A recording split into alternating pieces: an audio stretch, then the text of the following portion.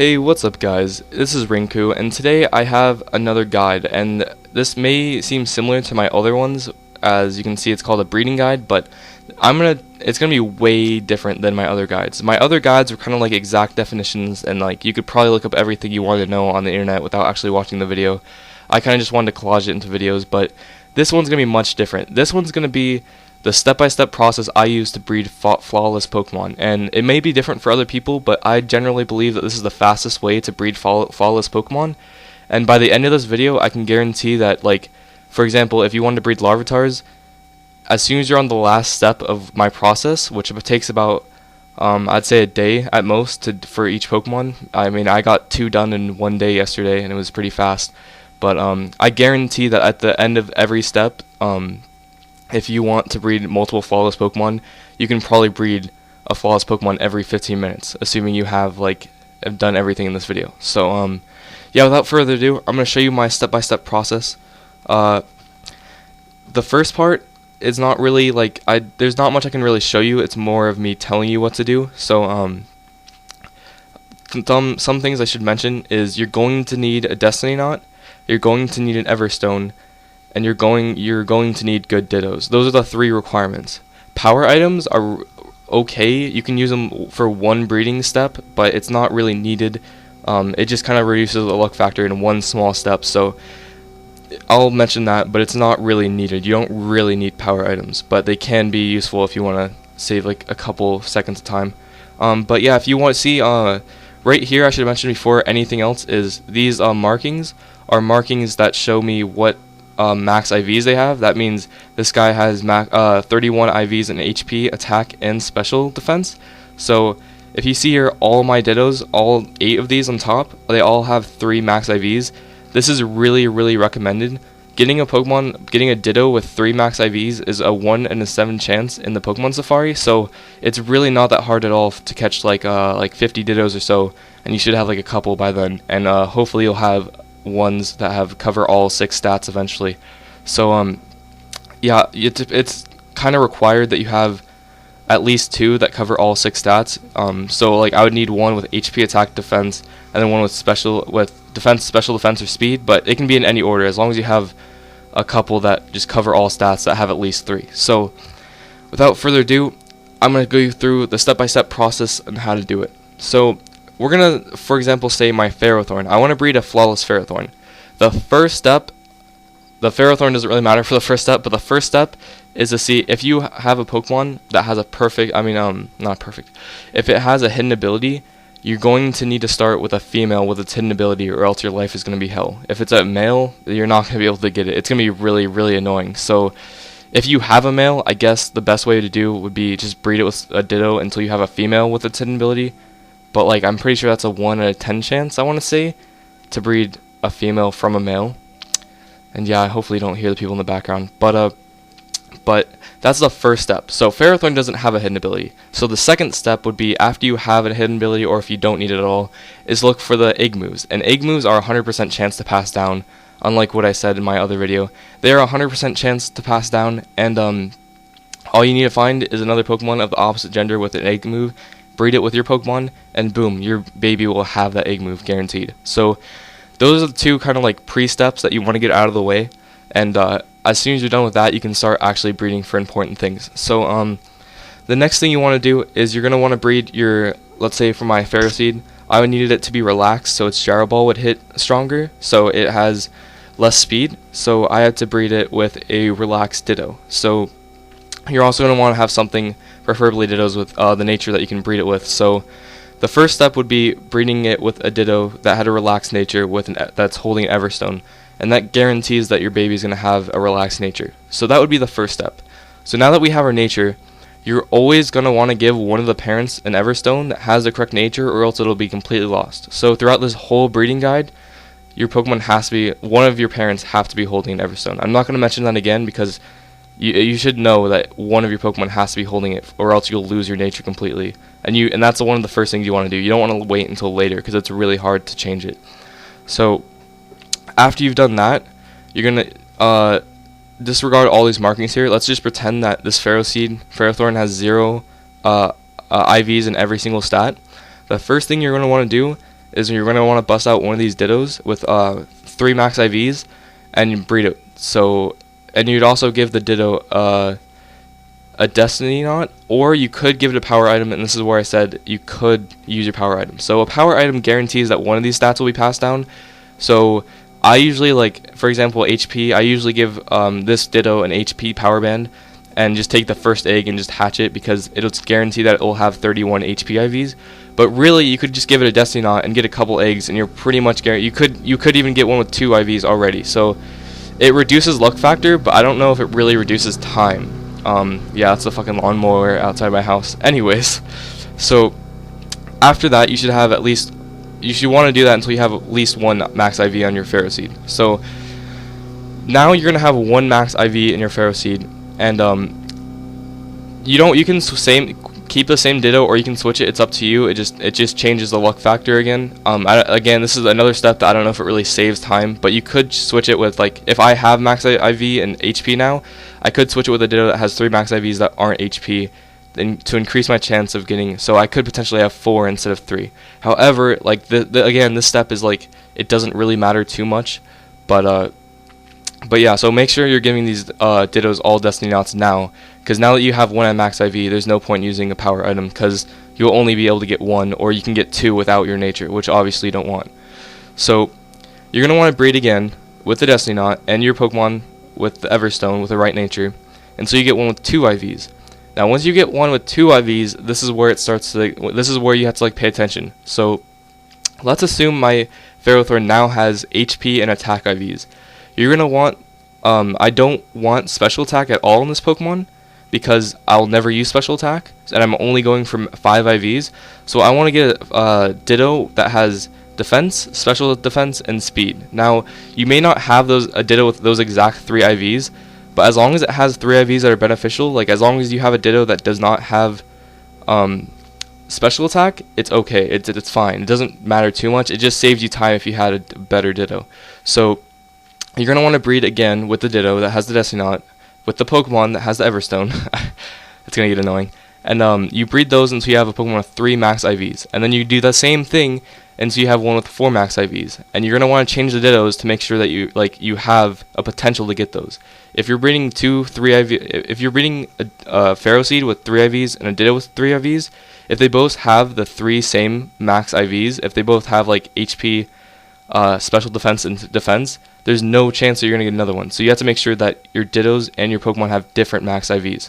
So I hope you understand that, because that's kind of hard to explain if you aren't following, but it's required to make sure you have, like, the necessary, it's required to make sure that you have a chance to get one with 4 IVs. So once you get one with 4 IVs, this is where it starts to change. So you're going to want to breed the one with 4 IVs with another Ditto that has 3 IVs, and make sure that the Ditto has the 5th IV that your Pokemon's missing.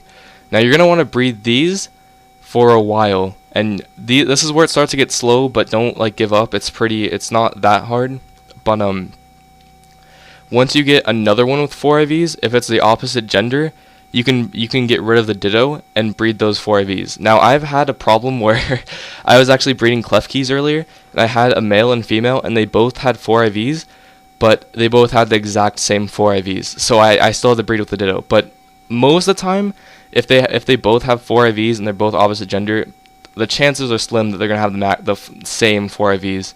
So, but as soon as you get 4 IVs, you can replace the Ditto, because having a Pokemon with 4 IVs, breeding with a Pokemon with 4 IVs is way better than having a Pokemon with 4 IVs breeding with a 3 IV Ditto. And I don't expect any of you to have 4 IV Dittos, but if you did, you could keep the Ditto for a lot longer. Obviously, if you had a perfect Ditto with max IVs and everything, you would always breed with that Ditto, like, in every situation. But I haven't seen any, and they're kind of rare since you can't really breed Dittos. You have to catch them, which is annoying. So, yeah, so after you have that, after you have 2 parents with 4 IVs, that's when you can just sit back and relax and just wait until your flawless Pokemon comes. And that's basically how I breed for my Pokemon. Like, if I'm breeding a Pokemon for battle, I just do everything I just said until I get that Pokemon that's flawless. And it's not that long. I usually get them like an hour, a couple hours, and it's not that hard. So if you're breeding for trading purposes, you're gonna want to breed two. You're gonna want to replace one of the parents with your 5IV, and then breed them again, and so you get another 5IV, and then breed those two, because having two Pokemon with 5 IVs breeding is a lot. There's a lot better chance you're gonna get another one. So if you're breeding to trade, you're gonna want to keep breeding until you have two Pokemon with 5 IVs, and then breed those two, and then you'll have a much better chance to finding more. So like I said in the beginning of this video, I have two perfect Tyrannotars that one's male and one's female. So when I breed for 5 IVs, I usually get one that pops up within 15 minutes. So I can easily breed 5 IV Larvatars. However, if I was starting from scratch, or if I was breeding with 4 and 4, it would take a lot longer. But I mean, you have to do it if you don't have anything to work with. If you're starting from scratch, you have to go through that entire process. If you're lucky enough to trade with people for a male and female, the Pokemon you want that have 4 or 5 IVs, then it's going to take a lot less time. So now that we have that done, I figured I might as well show you the process I go through for like actually hatching and checking my IVs. But this again, it's just you'll do this for every single breeding session. So all I do is I go over here to the breeder, right? And then I put in my two Pokemon that I want to breed. And then if he's facing you like this, which he has an egg for me right now. If he's facing you, that means there's an egg ready to be picked up. So if he's facing the fence, that means there is no egg. So right as soon as you come out, you just hop on your bike. I usually just follow this path, go left and right. And then every time you pass that guy, just see if he's looking at you. And if he's looking at you like that, then he'll have an egg. And then just pick up that egg. And certain situations depend on certain things, but let's say I do that for 5 eggs usually, and depending on what you're breeding depends on if the eggs will be hatched. Sometimes I can, like, by the time I get my 5th egg, 3 of them will already be hatched. So for my like Ferrothorn thorns, I'd check their IVs immediately. However, most situations you're gonna have 5 unhatched eggs. So if you have 5 unhatched eggs, I usually go to over here, Lumio City, and you'll see in a second. This is kind of an exploit. I don't know. It's not like I'm not really cheating, I guess. It's just like I'm doing something AFK, I guess you would say. So I don't know how many people really care about that, but it's easier for me. I don't know. So I go over here. You could just go like literally anywhere and just run until all your eggs hatch, but I personally go in here, hop on my bike, and then if you see here, I just take a penny or a nickel works best. I lost all my nickels though. And you just put it right there, and you just sit and wait, and then eventually it'll say "oh," and you click A, and then your eggs will hatch. And you just do that 5 times. It takes like 5 minutes. Like, it's not really necessary to put it there. It just like frees up my hand so I can multitask and like surf Google while I'm waiting or something. So I'll do that until all 5 of my eggs are hatched, and then I'll go to check my IVs. And just to show you really quick, from here I go down to here to Kiloid City to talk to the person in the Pokemon Center. If your eggs were hatching while you're getting more eggs, like I usually go, if 2 of my eggs have already hatched when I get my 5th egg, I just skip that process of running around, because I'll always hatch 2 by the time I get my 5th, so I never even need to go to that the tower and go in circles. So from there, you go to this guy and you check and see potential, and then he'll tell you what max IVs your Pokemon currently has. So this one, he is flawless. He has HP, attack, defense, special defense, and 0 speed. So just so you know, certain Pokemon, it's actually beneficial to have them 0 speed, like Trick Room users or Ferrothorn, for example. Ferrothorn's attack, Gyro Ball hits stronger if the slower the Pokemon is, the faster your opponent's Pokemon is compared to your Pokemon. So in this case, Ferrothorn and like something else like Hone Edge, it's beneficial to have them 0 speed, so that's why they're marked as perfect speed. They don't actually have 31 speed, they have 0 speed. But another thing is, I actually don't own a 0 speed Ditto, which I'm really depressed. If anyone wants to trade me one, that's awesome, but you do want to look for a 0 speed Ditto. It was actually pure chance that I actually found a Ferroseed with 0 speed, and I just kept it. So if you're looking for if you are breeding for 0 speed, you want to keep that in note. Like, you want to have a Ditto with 0 speed or something to pass it on the 0 speed. It's a lot harder to find a Pokemon with 0 speed, but yeah. So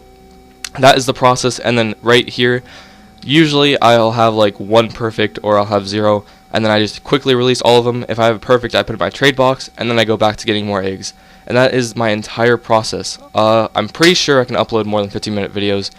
If not, this will be separated into 2 parts, but I'm pretty sure I upgraded my YouTube channel. So anything else I want to mention, I am looking for people to battle. I'm actually going to upload, I think I've already, by the time you see this, I'm pretty sure I've already uploaded a battle video, but yeah, if you want to add me on Skype, battle sometime. I'm pretty sure I'll mention this in another video, so I don't think that really matters. My next video I'm going to make, other than battles and OSU videos, are, I plan on making an EV training guide, not the this in-game thing, the battle simulator thing, but not super training. That's what it's called. I'm not going to do a video on super training. It's a in-game mechanic. It's pretty easy to understand. But I believe that there's a faster way to EV train, so I'm going to make a video on it, and that will be the next guide. And then after that, I'm not sure if you guys want any specific Pokemon guide, or if you just want anything Pokemon related that's other than me finding shinies and battling. Please let me know, and I'll probably consider it and maybe even make a video on it. I'm really open to ideas right now.